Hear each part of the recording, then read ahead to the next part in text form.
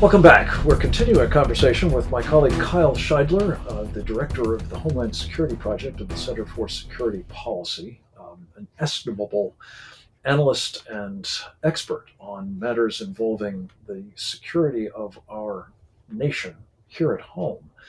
The enemy within is much in evidence. Kyle, you've mentioned a number of different examples of those involved in not just the violence that took place in hundreds of cities across the country 2 years ago, but that seems to be in the offing at the moment.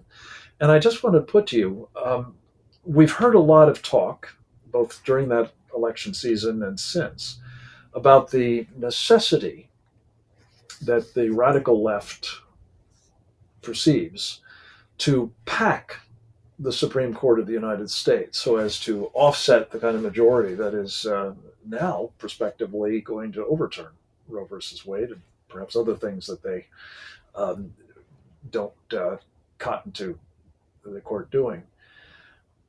I'm really concerned, Kyle. We're seeing the Congress of the United States as we speak considering legislation to protect not just the justices, of course, but their families as well.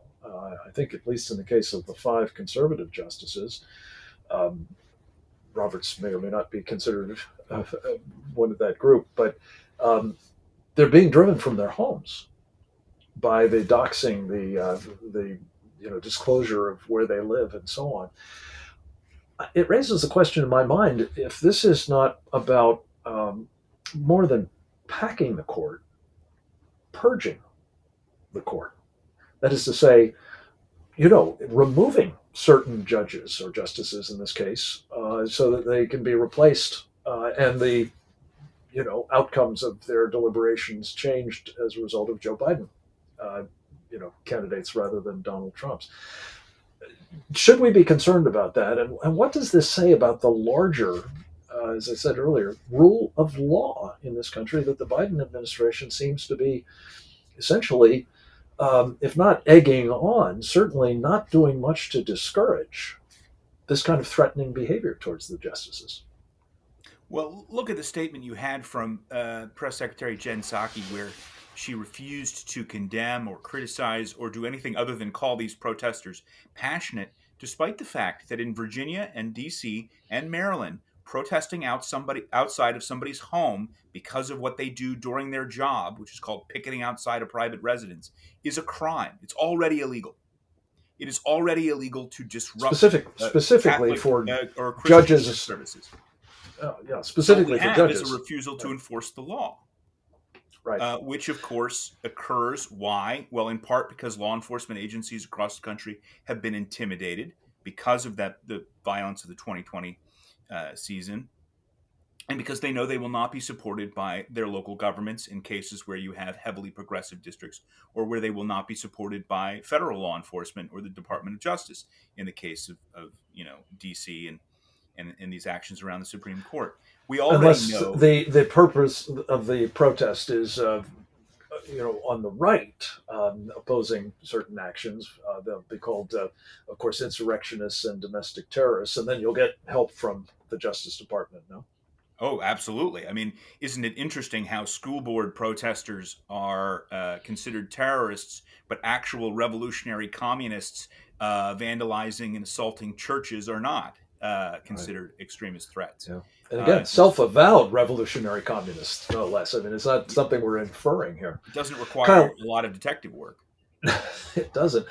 But certainly, detective work and more to the point, law enforcement is in order here. And I think you've made the point that I feel very strongly that we're watching the corrosion of our system of justice, equal justice under the law, specifically, at a time when we cannot afford that to happen. Needless to say, let me come back to one other aspect of your expertise, Kyle. At the moment, we've only got a couple of minutes, but very quickly, give us an update. Speaking of, the rule of law breaking down, as to what's happening on the border, this surge that is evidently coming as a result of something called Title 42 going over the side shortly.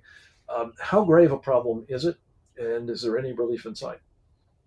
Well, it's pretty bad situation. We're once again seeing in the Biden administration what we saw in the Obama administration, which was there were so many egregious actions on so many fronts that it was difficult to address everything. So, Title 42, which is a public health authority which allows the Border Patrol to return illegal crossers back to Mexico, uh, the Biden administration has said they intend to rescind it.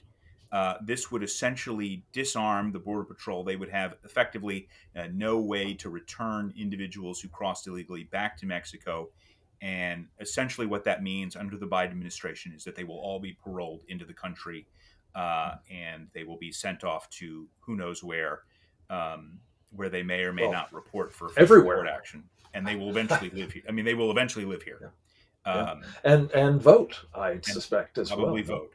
And we're talking Yeah, about what 2 million people a year, almost 3 million people a year crossing the border at this point. We're talking tremendous numbers, country-changing numbers, right. and the Biden administration knows that. It's the point. Um, Title 42 is not a Just perfect say that authority. again, Kyle, because that's so critical.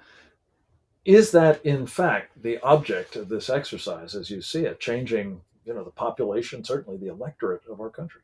I don't see how it. I don't see how it can't be. I don't see how it can't be because they know what the outcome will be. They do not have any. They have the authorities they need to prevent these things. They simply allow it to happen, and they allow it Yeah. to happen because they want the. They must want the outcome. It's the only explanation. Yeah, it does seem as though it's not just allowing it to happen. They really are encouraging it. Every signal that is sent has been described as a sort of tractor beam trying to get people to come here. Free stuff, and at taxpayer expense, no less, as well as the opportunity to change our country, our government specifically, if you get the right to vote. And the last time I checked in New York City, that can be as available to you in as little time as 30 days in the city. Kyle Shideler, we have to leave it at that for the moment. Gosh, there's so much more to talk about. Come back to us again next week if you would. Appreciate the great work you do at the Center for Security Policy and your willingness to share with us your insights. My pleasure. I hope the rest of you found these presentations today to be of help as well in informing you as to what needs to be done to protect our country, the country, as I say, that we love.